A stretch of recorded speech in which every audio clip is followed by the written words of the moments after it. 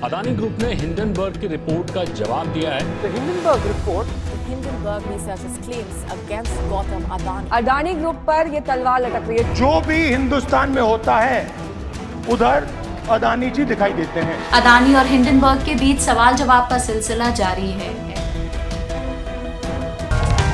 किसी जमाने में एम्बुलेंस का ड्राइवर रह चुका एक शख्स और दुनिया का तीसरा बड़ा अमीर आदमी जो अब अमीरों की लिस्ट में 21वें पायदान पर आ गया है, खूब चर्चा में है। मीडिया की सुर्खियों में ये दोनों ही छाए हुए हैं। हमारी ये बात सुनकर आप सोच में पड़ गए होंगे कि हम ये क्या कह रहे हैं, तो आइए आपको हम इस बात को विस्तार से समझाते हैं। अमेरिका की एक इन्वेस्टमेंट रिसर्च फर्म ने पूरी दुनिया को हिलाकर रख दिया है, क्योंकि इस कंपनी ने एक रिसर्च किया है। ऐसा नहीं है कि ये काम इस कंपनी ने पहली बार किया हो, क्योंकि इनका तो काम ही है रिसर्च करना। अब ये क्या रिसर्च करते हैं, कैसे करते हैं, क्यों करते हैं और कौन है इस रिसर्च फर्म को चलाने वाले, आइए सब जानते हैं। दुनिया के तीसरे बड़े अमीर आदमी गौतम अडानी गले तक कर्ज में डूबे हुए हैं। अडानी समूह पर कई गंभीर आरोप लग रहे हैं कि दशकों से Adani group stock marketing accounts के फ्रॉड में शामिल है। ये दावा किया है अमेरिका की रिसर्च फर्म हिंडनबर्ग की रिपोर्ट ने, जिसने अडानी ग्रुप के शेयर में भूचाल मचा रखा है, क्योंकि इस रिपोर्ट के आने के बाद से कंपनी के शेयर लगातार गिर रहे हैं। अब तक के आंकड़ों पर नजर डाली जाए तो 100 अरब डॉलर से भी ज्यादा गिर चुका है अडानी शेयर्स का मूल्यांकन इस रिपोर्ट के आने के बाद। ये एक इन्वेस्टमेंट रिसर्च फर्म या कहें फॉरेंसिक फाइनेंशियल रिसर्च फर्म है। सम एक्टिविटी क्रेडिट गैरी वर्ट इस पर एनालिसिस रिपोर्ट निकालती है। इस कंपनी के को फाउंडर नेथन एंडरसन है। साल 2017 में न्यूयॉर्क में इस फर्म की शुरुआत हुई। ये कंपनी खुद को खुलेआम एक्टिविस्ट शॉर्ट सेलर बताती है। शॉर्ट सेलिंग यानी किसी स्टॉक, सिक्योरिटी या कमोडिटी की सेलिंग पर ट्रिगर करवाना, ताकि डिलीवरी के वक्त से पहले उसकी कीमत गिर जाए और उसे कम कीमत पर खरीदा जा सके। यानी कि कंपनी खुलेआम किसी कंपनी को टारगेट करके उसकी गड़बड़ियां निकालती है और फिर उसके शेयर गिर जाते हैं तो वे उसे खरीद कर बाद में प्रॉफिट कमाती है। इस कंपनी के मुताबिक ये company share man made disaster, company के बही खातों की गड़बड़ियां, कंपनी के अंदर मिसमैनेजमेंट और कंपनी के लेन देन का लेखा जोखा उसका उजागर करती है, जो कंपनियां छुपाती हैं। इसके अलावा ये कंपनी खुद भी निवेश करती है, शॉर्ट सेलर कंपनी है।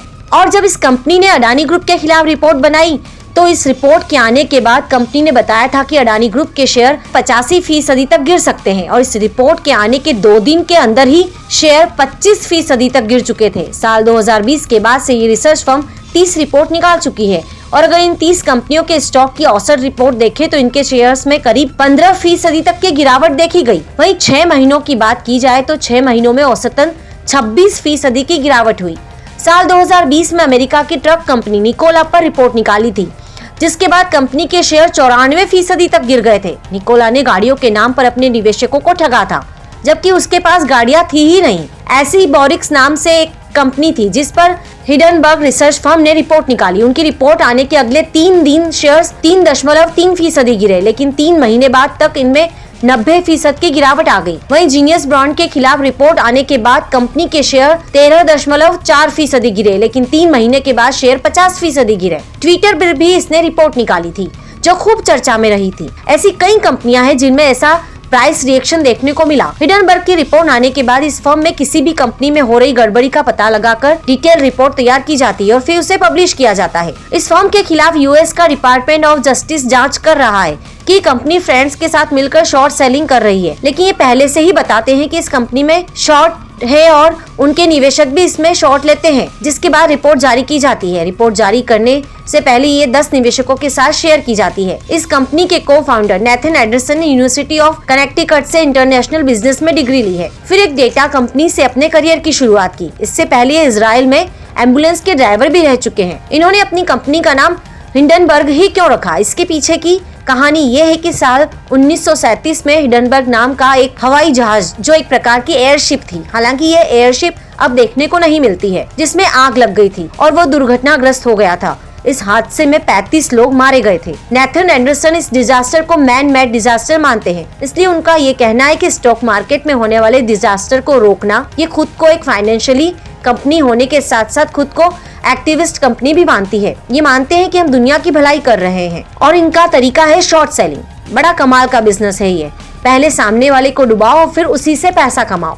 लेकिन ये काम बहुत ही रिस्की है क्योंकि आपने तो पैसा घटने पर लगाया है और अगर वो बढ़ गए तो फिर आप तो घाटे में गए। इसी के साथ रिस्क है जिस कंपनी का कच्चा चिट्ठा आप खोल रहे हैं वो जानकारी भी पूरी तरह से पुख्ता होनी चाहिए।